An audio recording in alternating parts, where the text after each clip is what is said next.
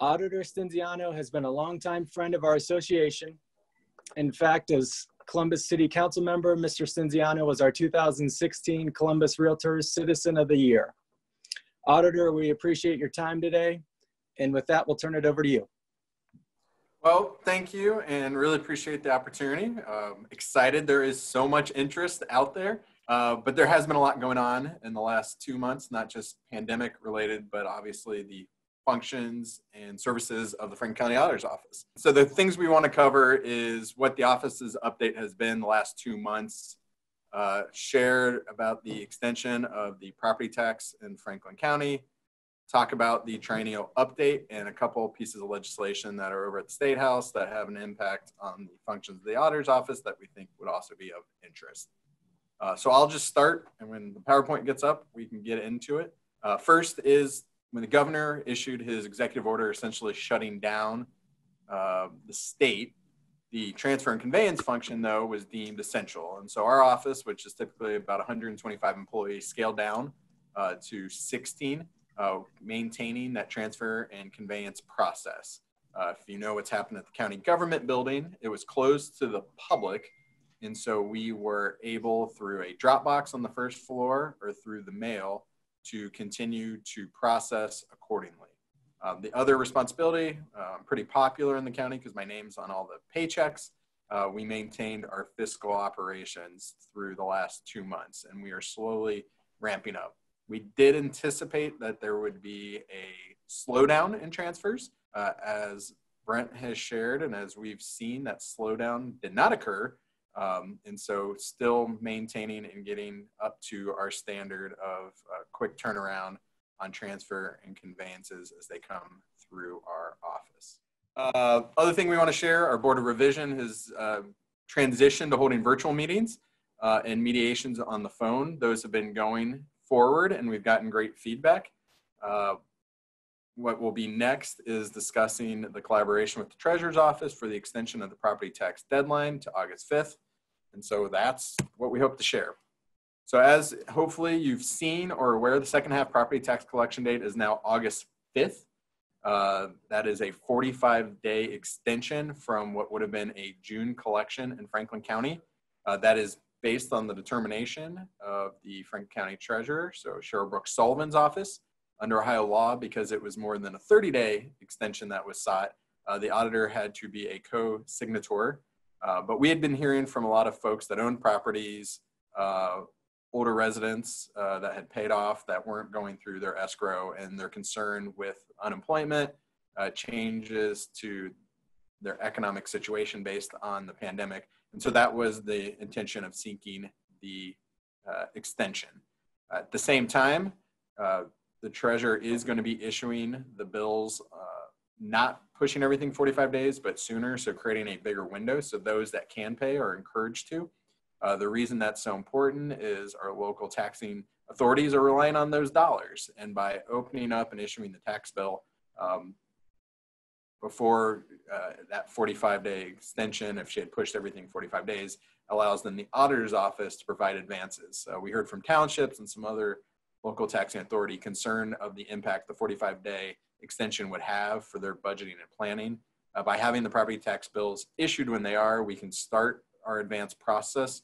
So the best example currently, when the first half collection was froze, we have received over $50 million since then. Once those bills are issued, we can distribute out that $50 million. Those taxing authorities can receive up to 90% of what they would if they waited till the very end. All they have to do is provide to our office a resolution, and it's nothing new. It's one of the tools in the toolbox.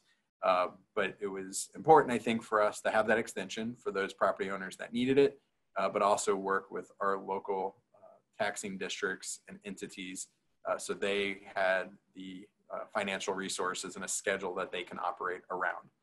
We are aware, though, even with the extension, that there are some individuals and property owners that may not be in the financial position they need to be. So it still is through the treasurer's office, but there are a couple different options that they could pursue. I would suggest contacting either Treasurer Cheryl Brooks Sullivan or our office, and we are happy to provide more information. The biggest one, that gets inquired about is payment plans. There's also, if a penalty was incurred, seeking penalty forgiveness by filing more government forms, but a 23A form. And then we also have at our disposal the PTAP program, so Property Tax Assistance Program. It's very limited, but it does offer one-time emergency aid in very specific circumstances to low-income homeowners. Again, PTAP has been around, but was housed in a different county agency, and the auditor's office took responsibility a year ago. And so making sure residents are aware so they can take advantage of that. Next is the big piece, which is what I think everyone was interested in. Before I do the triennial review update, if you read the paper today, it was shared that we had sought about a month ago a one-year delay in the triennial review. For those that aren't familiar, Ohio law requires a mass appraisal every 6 years. That's when we go out with our appraisal team and we view each property. In between those 6-year windows, there's a 3-year triennial update. It's based on recent sales and market trends. The concern was we are basing it off of 17 and 18 and 19 Franklin County market, which, as you all know, has been very hot, not just in the state of Ohio, but across the country. And so what impact does 2020 with the pandemic have, and how could we account for that? And so we were trying to get a little more time, thinking time would help us understand what the numbers or impact could be. We have very limited data, as do you, as to what the trends are and how to best adapt. Tax commissioner, though, under the Ohio law, if there's a mass appraisal year, so a 6-year appraisal going on, there is Ohio law that allows to seek a 1-year delay. It is silent on the triennial, and the tax commissioner determined that silence did not provide him the authority to grant a 1-year delay. So we are not doing a delay. And moving forward, which we were always on a 2-stream path anyways, so looking forward to a very active and new triennial update for everyone. So going forward, triennial is going to be important as we are updating property assessed values to reflect current values and trends, which will then be the basis for 2021 and 22 taxing purposes. For those that are hearing, or you're going to see some large appraised average increases, what's important to always keep in mind is that does not equate to a dollar for dollar tax increase because of tax equalization under Ohio law. We are seeking to maintain existing values within bonds and renewed levies. But when new issues come on, like the Columbus State bond issue, that is going to have an impact and increase residents' property taxes. As mentioned, we have a very small snapshot that we're working with in terms of what we've done, and we've appreciated all the information that you have shared as well. When we did our April 2019 to April 2020 comparison, similar to what you all have also seen, number of sales were down, but the price was up. And so the impact, I think, of continuing to have limited housing, but a growing market even during the pandemic environment is showing that there's still a demand, but people are trying to navigate when's the right time to pursue a real estate transaction or if their financial circumstances. So in seeing that trend, we're pretty confident tax commissioner, one way or the other, would suggest moving forward. And so we're looking forward to that. The numbers in terms of our first pass of tentative increases countywide shows on average a 20% tentative increase for residential class and a 15% increase on commercial class. So those are pretty big. And again, with tax equalization doesn't mean a dollar for dollar tax increase, but it will have consequences as we go through and continue through the triennial process.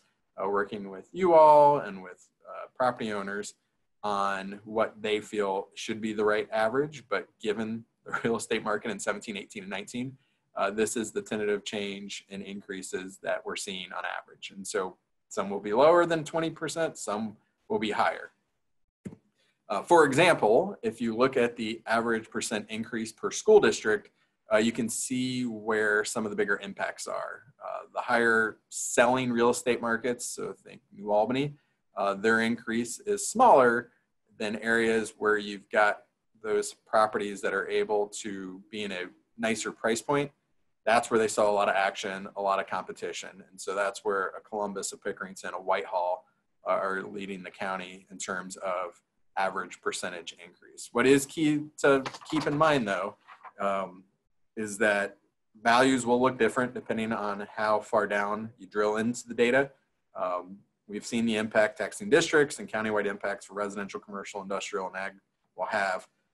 Individual parcels will be higher or lower from those averages, but trying to provide that snapshot and prepare residents so they understand how we got to those averages and then what role they'll have in getting that settled. So our triennial timeline moving forward is in August of this year. The tentative value mailer will go out to all of the parcel owners across the county. Then if they are happy and satisfied, they don't have to do anything else. That's the good news. Not anticipating seeing some of those percentages, people aren't going to want to then take us up on our informal review sessions, which will be held in September, beginning of October. Traditionally and in the past, those informal review sessions have been somewhat of a roadshow, going to a community center, a church, out in the different neighborhoods of the county, and a little bit of a cattle call. Those who show up bring the appropriate documentation. We'll sit across from a table with an appraiser. Given our inability to account for the health and standards of those different facilities, we are going to move the vast majority of those informal reviews to online and through a scheduling mechanism. So we are building towards the most personalized and the most accessible informal review session that we've seen in the county. Residents will be able on their schedule to contact and schedule time to meet with an appraiser, provide those documents, and have the same experience in terms of why they think the value is too low, why they think the value is too high. And then our appraisal team will take that information and we will process it on our back end. At the same time, understanding not everyone has the accessibility or they may struggle with Zoom sharing, we will have 3 stood up remote locations. So not having to come down to the county building, but we are looking at setting up in the Urban League, a location in Hilliard and a location in Reynoldsburg, 3 different permanent 8 through 5 offices where residents can come in. Again, always appreciate if they schedule just so we can prepare and have appropriate staffing, but if not scheduled, can come in, provide the documents, meet with an appraiser. But we'll be able to better control for our staff the safety and also just the flow of the building that day in and day out. And so for that entire month, we'll be standing up those remote locations, but they'll be permanent versus rotating like we've seen in the past. That's where residents will have an opportunity for that direct engagement to share where they think, again, the value is too high or too low. Once we get through that informal review process, we will update our final abstract, work with the Department of Taxation, get their final sign off, and then in December, final values will be relayed to those that took advantage of the informal review sessions, and those rates will then be set for what those residents will have moving forward. There still will be in 2021 the opportunity to file a BOR case. So if they're not satisfied with after the informal review, or maybe they didn't take advantage of the formal review and want to share where they think changes can occur, they'll have that opportunity as well. But that's the timeline. And so given the large averages and increases across the county, we do expect a very active and robust informal review session. We're excited by having the opportunity to do it remote in terms of making it accessible on resident schedules, and working through either by phone or Zoom or virtual chat, their opportunity to share why the value should be different than what we have suggested. That's kind of the update. This is the first time we're doing that virtual informal review session, but I think we're trying to take into account for people's concerns on health, safety, social distancing.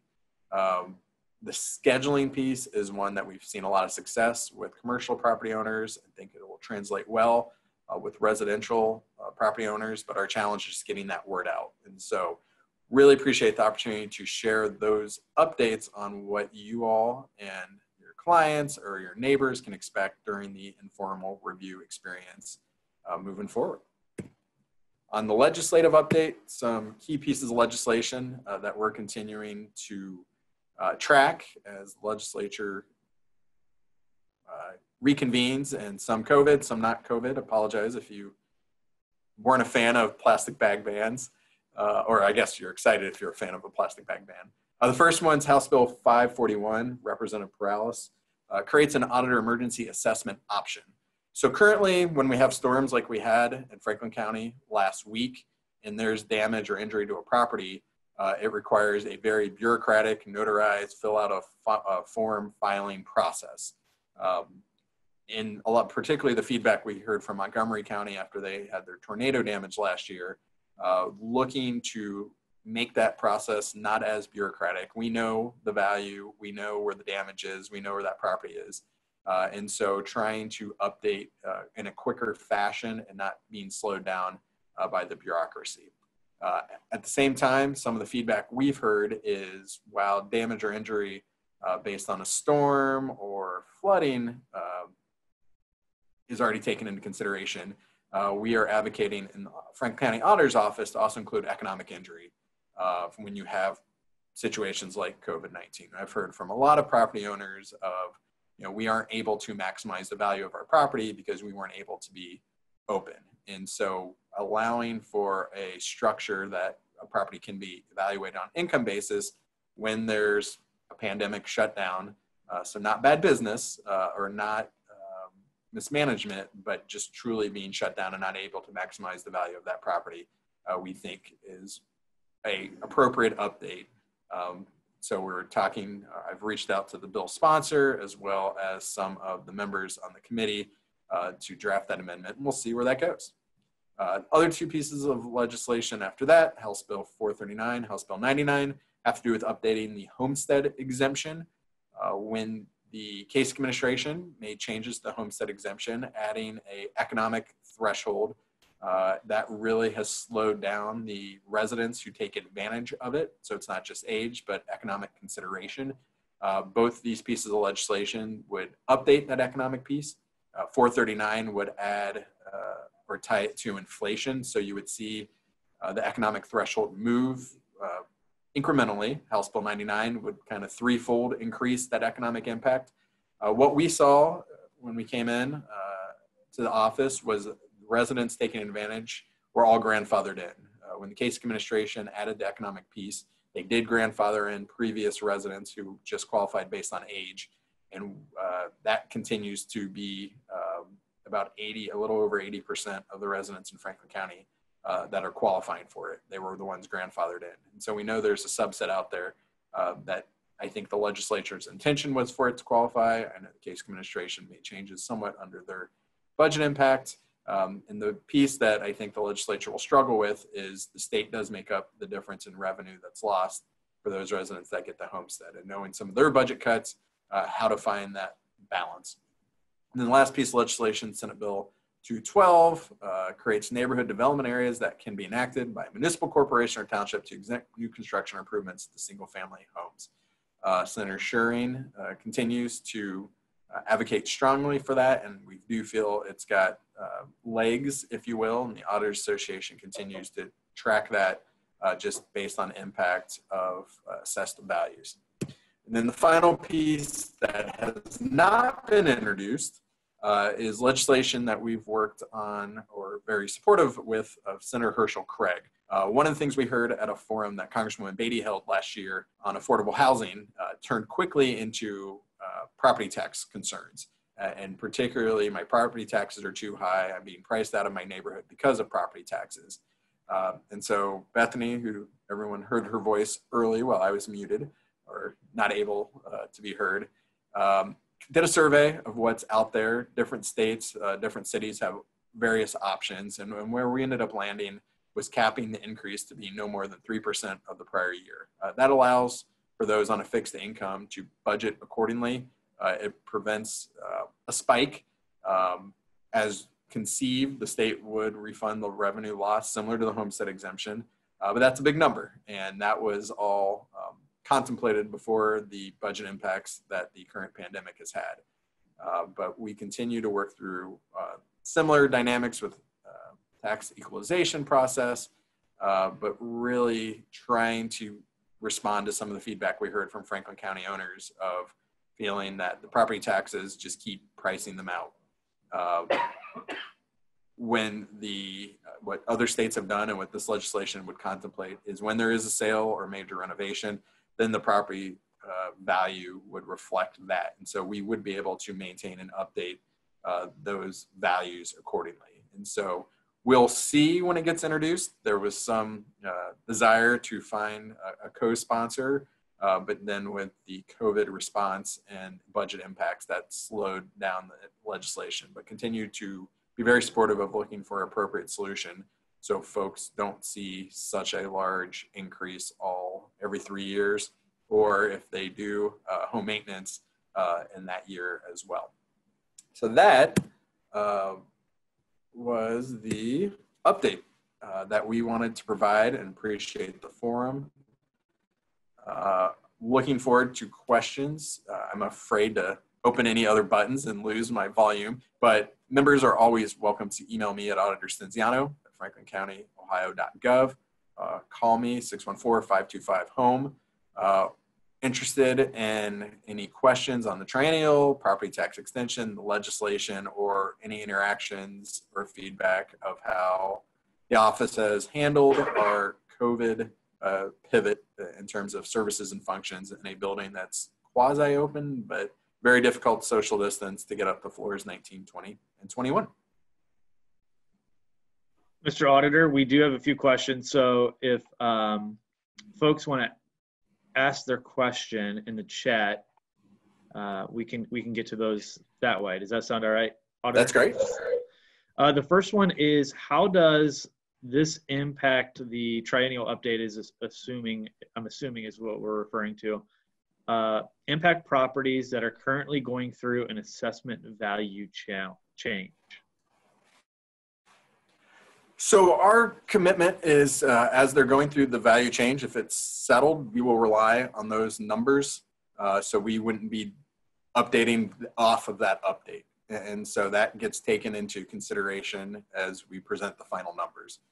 So the value should reflect, when we get to December, any challenge or ongoing discussion that may have been settled.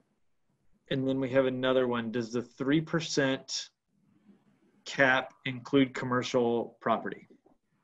The 3% would include commercial. Those are the two questions I see in the chat. The other one was regarding, will we share the slides? Yes, Bethany has indicated that the auditor's office is willing to share the slides, and we've also recorded this so that we can share parts of this as well. Any changes to the tax abated values? That's another question, Mr. Auditor. In terms of, I mean, depending on what the local jurisdiction settled on the abatements, the value wouldn't change. We are seeing a number, particularly in the city of Columbus, rolling off. So their values are going to hit. They will be part of the typical triennial review of sales and market analysis. Another question, if the bill is introduced and passes, will that impact the increase upcoming to be capped at 3% for upcoming reassessments? If it was passed today, it could. I am not optimistic since it hasn't been introduced and hasn't gone through the process. We are moving the triennial forward based on where we are today. So while it would have been great had it been addressed before, not very optimistic that it will pass this year, so it would not impact our triennial process in Franklin County. Next question. When our clients call us to talk about the increase and how to fight it, should we talk to them about the online appointments and direct them that way? Yeah, and I would appreciate it. It's not to fight it. It is to educate our office, and that's the residents' process and opportunity. Honestly, it's been looking at spreadsheets, comparing parcels. We take the entire county, create triennial updated neighborhoods, and that's where residents have a great opportunity to get us to the right place. And so it isn't a fight as much as their engagement and their opportunity to make sure our records are reflective. And that's why we find so much value in having that informal process. It is not required by law, but I know the counties that have done it have found that we end up at a better number. And so we do want you all to encourage your clients or neighbors or anyone that says, what is this mailer I got and why are my values going up? It's good that your appraised value goes up. I think you want to share with them that for the large investment they've made, that increase is great. To have something to appreciate, particularly in this unknown economic climate, is a really good thing. But working with our office either through the scheduling or emailing, we want to make sure we're landing at the right place that is reflective across the county. Would the tax abatements that are rolling off only increase by 3% a year also? If that legislation passed. But I don't anticipate that it is going to be passing. It would be across the board. And I think that's one of the things the legislature would need to agree to once language is final. I know as proposed and what the conversation's been with the senator's office, but I know Bethany continues to work with LSC, the Legislative Service Commission, on language. Next question. Are properties being reviewed using desktop software or are appraisers visiting the properties in person? So because it's triennial, it's desktop software. I mean, it's a little more nuanced than that, but the mass appraisals, when you go out and review each parcel under Ohio law, triennial, you do not do that. It's a little bit of that look back of 17, 18, and 19 years. And so it is based strictly on market trends and sales that have occurred of like properties. With so many renovations, next question, sorry. With so many renovations and flipping by investors for resale, will that skew the values for neighboring average homeowners? So that's one of our challenges. I don't know if I would say it skews, but when you are looking at a like property or like value, that does have an impact. And that's one we've been very sensitive to. And so I'll use Old Town East as an example. That's where we saw a lot of flipping going on. Those homes that people were able to purchase for $160, put money in and then put it back on the market for $250. If you're an older resident that's next door, that sat there and watched an eyesore for a decade, now that it's been flipped, that will have an impact on you. And that's why their engagement of, well, I didn't do any update. I've still got my kitchen that's 40 years old. That's the information we need, because in just looking at the market trend, that's who they're going to get compared to and see an increase based on that. And that's why when you looked at that school district, that's why those different communities were the ones that were a little higher, just because of that flipping factor does have that impact. Similar question, not exactly, but is there written criteria for condition of properties? Often there's a wide variation of like condition properties. I don't know the answer off the top of my head, so I'm going to punt and we can do the good political response of let me find out and get back to you. My guess is there is absolutely criteria, and our challenge is making sure we're using the right like properties. The next question is actually directed at me, and it says, should we work with legislators to ask them to rush proposed passage for this triennial? Mr. Auditor, no. In terms of doing the 1 year delay, we are aware of counties. So Montgomery County are in a mass update year. They had the statute that they were able to rely on. And the tax commissioner also denied their request. I think that dynamic of sales continue to be higher while transactions are lower, points the tax commissioner to some extent, and a 1-year delay isn't going to necessarily change that. So while we would have desired a different outcome, we think more time would have been helpful. So we're getting it as correct as we can. Knowing that they'd rejected in Montgomery County's request as well, even if we had a statute to fix that gap, and we're going to work to try and get that gap addressed with the legislature, even pushing it forward, I don't think would have changed the tax commissioner's determination. Remind me of the language we should use rather than fight auditor's appraisal. Engage the office to make sure that we have the right values and correct records.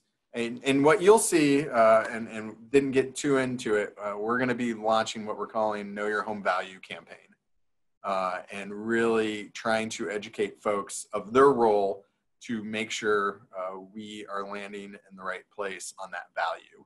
And so what documents, what that process is, a lot of the kind of 30,000-foot view I shared today, you'll start hearing about this campaign as we go around the county and sharing with groups the role that residents absolutely play. Again, Franklin County has had a great tradition of this informal review process. This one will be different, but we are very excited by having to be challenged by the pandemic and some of the health concerns. The opportunity it opens up again for that more personalized, accessible based on resident schedule process. It won't be us kind of waiting first come, first serve. It'll be driven around people's schedules. When will residents, when will residents receive their new tax bill? The new tax bill will be received in December. That whole valuation process will start in August.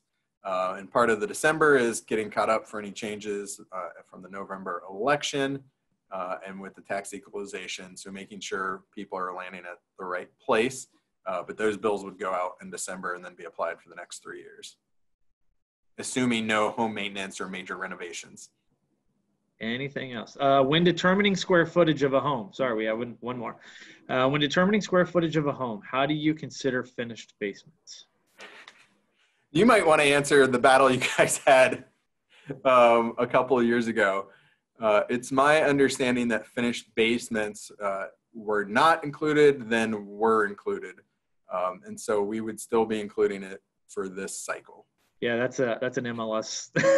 That's an MLS conversation that happened for a long time. So, will they be using drones to determine values? We are not using drones to determine values. So, caveat there, we are doing flyovers, not a drone, a big plane that's going across the county, across the state. We're on state term contract. I'm working with a company that is able to help on boundaries or identify updates. So to that extent, we are still using aerial photography, but we did not continue the pilot program of more personalized drones on people's properties and that aerial component. I have noticed that a lot of downtown properties' square footage include exterior unheated space. Can that be corrected? Again, we always welcome, depending on the parcel, that discussion. So not knowing exactly the address, and maybe they'll provide it, please reach out to me and we will work with our appraise team as to what's going on and why that determination, one way or the other, got established. Do you have data on requests to reduce auditors' figures that have been adjusted versus rejected requests?